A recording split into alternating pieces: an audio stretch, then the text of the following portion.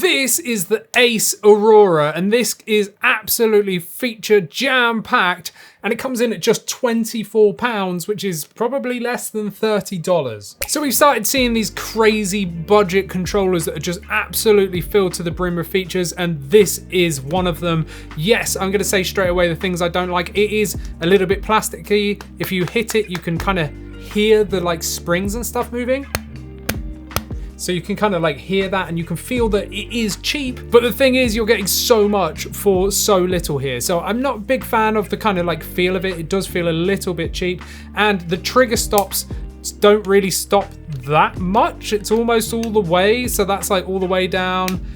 That's the trigger stop. But other than that, I pretty much like everything else. So believe it or not, this has Hall effect joysticks, Hall effect triggers. We've got basically connection to anything. This is a multi-platform controller. It works with the Switch, it works with your iPhone, it works with your Android, it works with your PC. It works with so many different things. We've got trigger stops on those Hall triggers just there. We've got two back paddles, which are also stoppable as well. So you can just lock them out if you don't like back paddles, and if you do want to use them, yes, they're a little bit mushy, but they work absolutely fine. We've also, again, believe it or not, got bilinear rumble motors. Bear in mind that visually it's got an Xbox button layout. However, you can, in like the software, swap it over to a Nintendo layout if you want to. On top of that, because we've got those back paddles, we've got button swap, so you can button swap anything to the back paddles. You've also got, I think it's like a 25 input macro, so you can macro to those back paddles as well. So you've got the turbo automatic, so you just press the button and it'll do it for you, or you've got turbo where you've got to hold the button, and you can even change the rate of fire, the actuation rate, whatever you want to call it, of that turbo as well. And one feature which I absolutely love, and I don't think enough controllers do this, is you can swap the 8-way D-pad out for a 4-way D-pad. And I say swap, I just mean you could turn off 8-way mode, so they're only inputs as a 4 mode, but there is a caveat there, because you can't really turn it off. You have to restart the controller for it to like go back to an 8-way controller. So a quick rundown, our Hall effect joysticks are just here. You can't pull the caps off, they are just set, and we do have like a rubbery, really grippy joystick cap just here. We've got RGB LED rings around the gates just there. They're not that smooth, they're a little bit scratchy, but that's okay. This is a super budget controller. And there we go. The joysticks we will test in a minute. The D-pad is a little bit mushy and spongy, but I love the fact that it's 8-way or 4-way, and it is got like this nice concave in there as well. So it rolls quite nicely. We've got the face buttons, which have no pre or post travel. They are membrane, but they feel really nice for such a budget controller. The shoulder buttons then are actually quite nice. Yes, they are a bit more difficult to press at the top than they are on the side, but they are consistent other than right on that corner just there.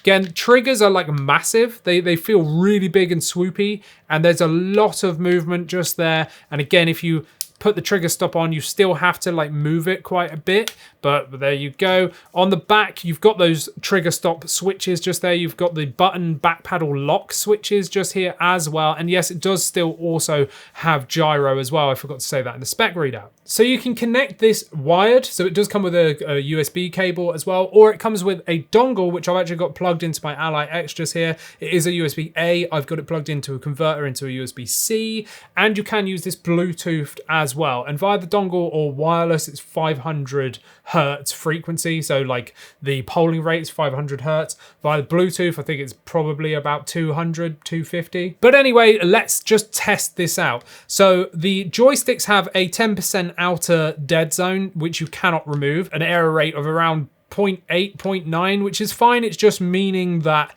it's a circular outer dead zone, right? You cannot remove that to get true diagonals, but again, on such a budget controller, I wouldn't expect this.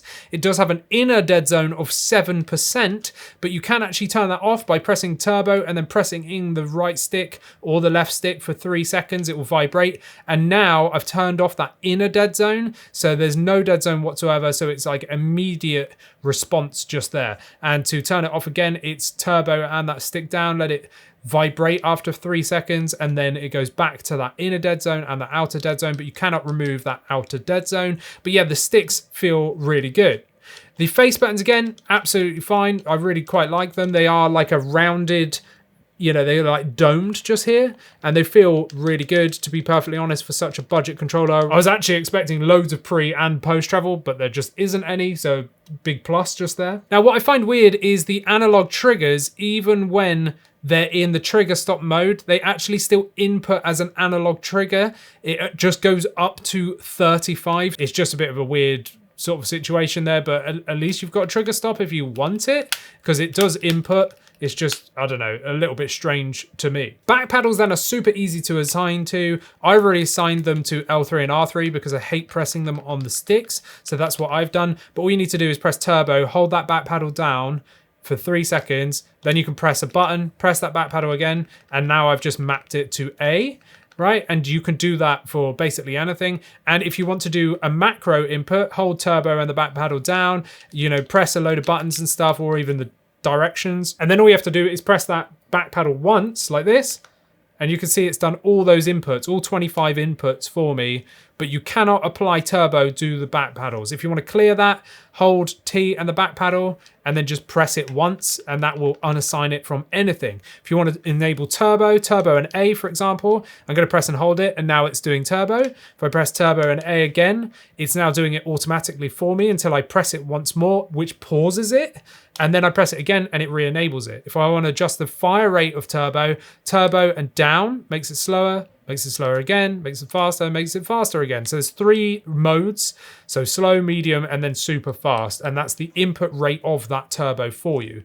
To unturbo it, press T and the button once more, and now turbo has stopped. Now I mentioned about swapping it over to a Nintendo button layout, and you do that by pressing turbo and screenshot together for 3 seconds, and then that will swap that over to a Nintendo layout. But bear in mind, like obviously the signs on the controller won't change. It's just how it inputs across. And now my favorite feature by far, but it's kind of a little bit broken, is the 8-way D-pad mode. So let's just test the 8-way now, right? So if I press down and rock left to right, you can see that I'm inputting left. If I rock left, inputting right. If I rock left or right even. And yeah, you can just see that it just inputs everywhere. And that's fine because it's an 8-way. But if I press turbo and up for 3 seconds, it's going to vibrate.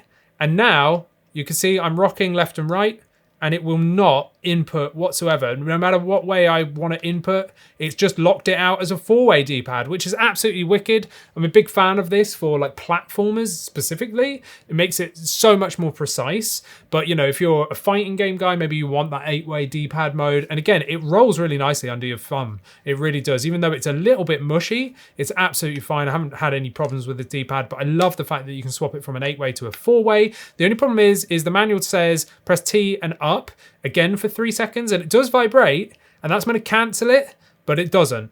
Like 4-way is just locked on now, and the only way to turn it back off essentially is to turn the controller off by pressing and holding the home button for a few seconds, starting it back up again, and now you'll see that the 8-way has been re-enabled. So it just seems to be like a bug in the firmware or whatever, but that's just how it is. So if you want to turn 8-way back on, you've got to turn the controller off and back on again. But that's basically it. There are RGB modes that you can go through as well, but I'm not going to bother showing you here because, you know, let's just leave it on the rainbow crazy. And you can also change the brightness and turn off the RGB LEDs as well. So for £24, less than $30, this is absolutely so specced out. Like, I can't believe it. Hall effect joysticks, which have a no dead zone mode, so you like FPS mode if you want, right, by holding that turbo and the stick down. That's really, really cool. I wasn't expecting to be able to get that level from such a budget controller.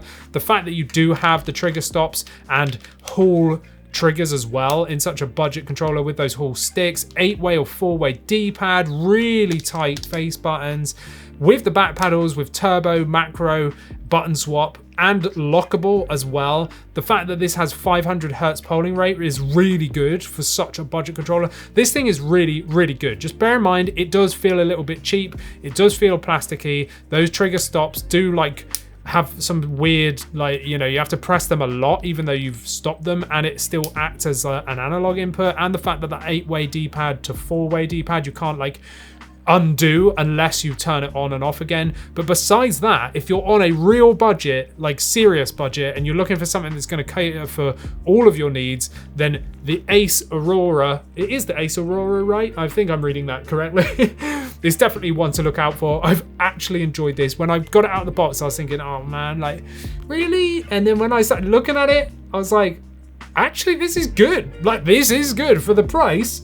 This is really good. Let me know your thoughts down in the comments whilst you're down there. Like this video, subscribe, become a member, and you can see these videos early sometimes, but you also get to talk to me and AJ over on our private Discord. And talking of AJ, check out our news videos on the channel and our podcast as well.